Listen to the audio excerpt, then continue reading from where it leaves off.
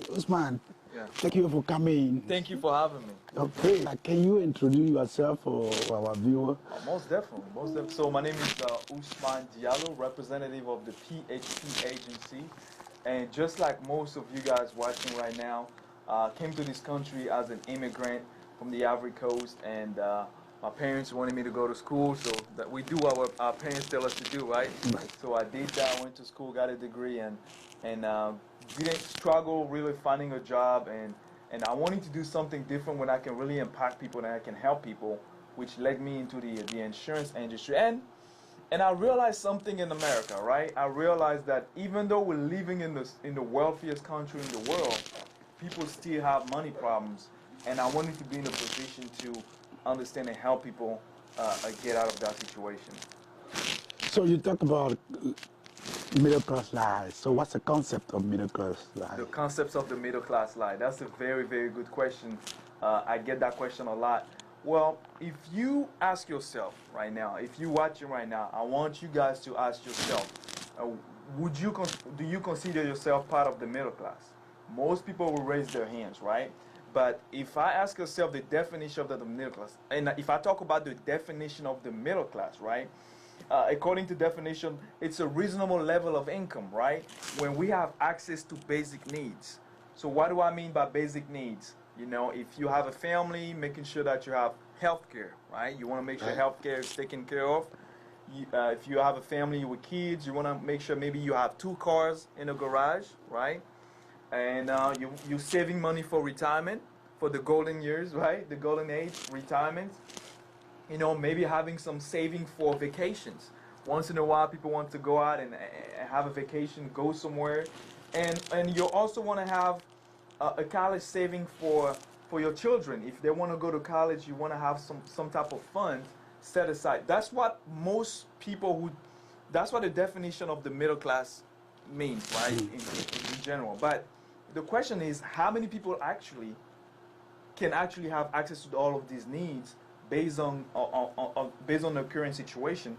So that's the real question. That's why we talk about the lie of the middle class, because even though we feel like we might be part of the middle class, we actually not middle class because we don't have access to all of these needs. Okay, so we understand the concept, the definition. So what's the lies about? Okay, that's a very, very good question. The lie is about what's happening with the cost of living in America. So I want to talk about this by showing you some statistics and some numbers, and looking at those numbers, you will understand where we're going to with this. So if you look at these numbers right here, right, in 1990, right, a 4-year college degree cost about $30,000, right? If you want to go to college, $30,000, right? Fast forward to 2015, that number went to $94,000, about $94,000. That's how much it costs to go to college these days, right? I remember when I was in college, I felt like every single semesters, you know, the cost of the books were going higher. You know, tuition was always going higher and higher, right? We also have the average price of a house in 1990 was about $101,000, right? I mean, if you were in 1990 right now, that would be a great time. But what about the cost of a house today, right? National average is about $220,000 in 2015. And if you live in Austin, Texas, you know, is the price of a house is going higher or lower? It's going higher, and it's probably more than that. I think it's about $248,000 to buy a house in Austin today. What about gallon of gas, right? We need gas for transportation. Well, in 1990, the price of a gallon of gas was $1.12, right? Right. In 2015, $2.33. I think currently in Austin it's about almost $2, $1.98. But it's still going up, right? Cost of house, cost of raising a child. This one is huge because I sit down with a lot of families, I sit down with a lot of parents, and they tell me, Ousmane, I really want to have more children, but I feel like I can't afford it. I mean, life is expensive. I can't even afford to pay for the college education, and I have to fund for my own retirement. So A lot of people today are afraid of having more children because it's expensive, right? The cost of raising a child in 1990 was $120,000.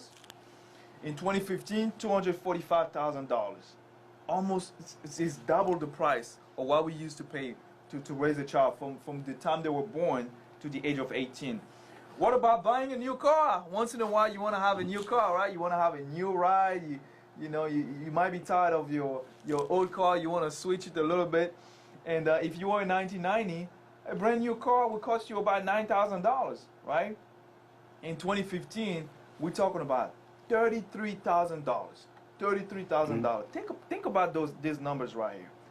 Everything, like all of the basic needs that we need as human beings, right? Right. Everything has, the price has almost double or triple, right? Now, this will be okay if our income was also going higher, right? But let's take a look at income. Income was $52,000 in 1990, and in 2015, the income is $55,000. So this is the crazy part. We're making about the same amount of income. Right. But cost of living is 2 or 3 times more of what we used to make, or what it used to be before. So this is one of the reasons why people are struggling financially. This is why we are in debt, right? This is why we can't afford to live an average lifestyle that people used to live in the 1990s. So what problem these numbers lead to? These numbers lead to a lot of problems, Samuel.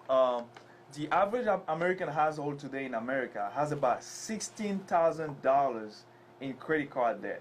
That is astronomical, right? Thinking of the fact that we can't even afford to live, but people can't afford to have a normal life because everything is expensive, so they have to go in debt, right? Also, student loan debt, which is another issue today in America. We see a lot of college students, they want to go to college, they want to have a good education, but they get out of college and they have so much debt, right? They have to pay all of this debt. That's another problem. Also, a lot of people today believe that they will be able to retire because of Social Security, right? Social Security has been there for a long time to help us retire when it's age to retire, right? Well, if I were to ask you right now, what do you think is the average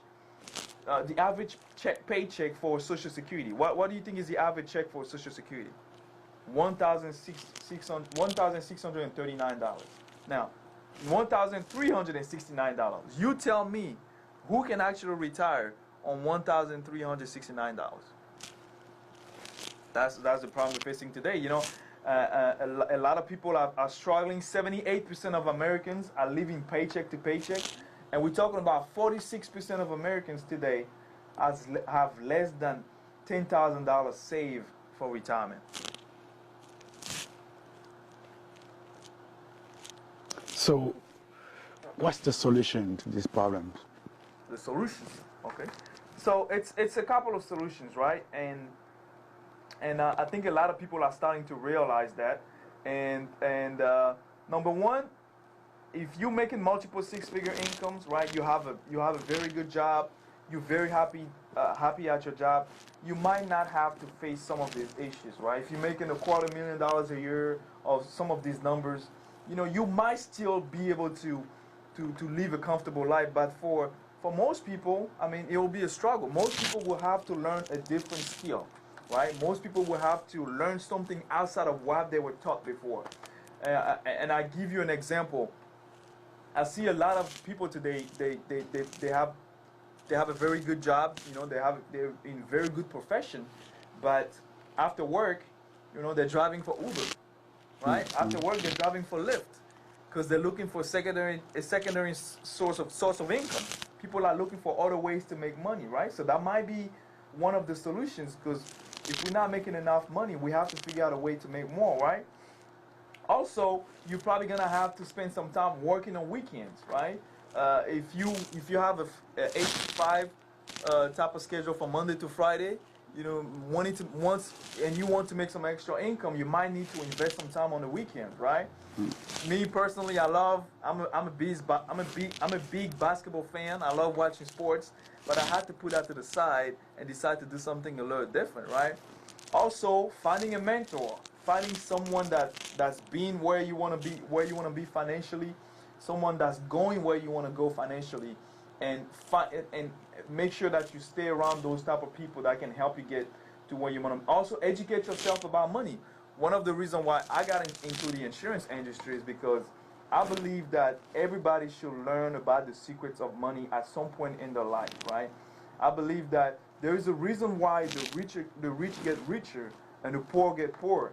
And it's all about financial education. So learning about money, how money works, and those are some of the things that you can do.